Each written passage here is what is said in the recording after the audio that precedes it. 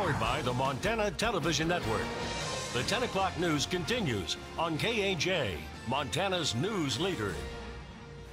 North Korea's dictator is stepping back from the nuclear cliff and says his country will see what the U.S. does first before launching missiles towards the island of Guam. Seth Lemon is at the State Department with the U.S.'s reaction. North Korean dictator Kim Jong-un has decided against launching ballistic missiles toward the U.S. territory of Guam, at least for now. Great.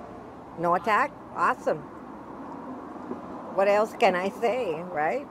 The announcement came after President Trump promised an unprecedented response. I believe President Trump has restored the credibility of American power.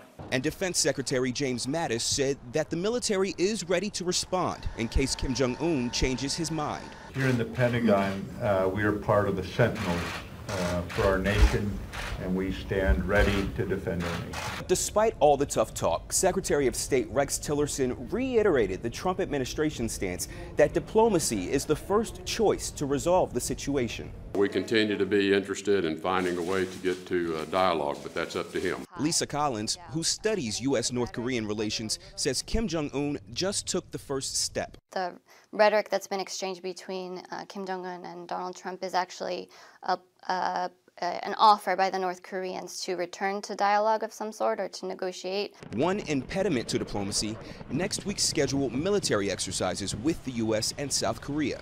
North Korea claims the drills are rehearsals for an invasion. Seth Lemon for CBS News, the State Department. China and Russia have both called on the U.S. and North Korea to tamp down on the heated rhetoric. China also announced it is implementing UN sanctions against North Korea by stopping imports of North Korean coal, iron ore, and seafood. In the meantime, Montana's senior senator tells Malmstrom Air Force Base leaders the success of their base is critical to the nation's security. Senator Jon Tester toured the base before heading to a missile launch facility today. Tester said he was able to see the challenges airmen face while working and living in buildings actually constructed in the 1960s. The United States Air Force is currently working on the next generation of intercontinental ballistic missiles, which are part of the strategy to protect the U.S. from the ground. Tester says Malmstrom has been and will continue to be a deterrent. As you got bad actors around the world, the ICBMs have really prevented people from doing things I think they otherwise probably would have. So making sure that these guys are fully operational and fully functional, critically important moving forward. And you know, they've got great leadership, got great airmen here.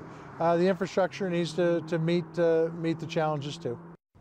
Today's tour comes at a good time because, as Senator Tester added, national leaders are currently talking about long-term plans for future appropriations.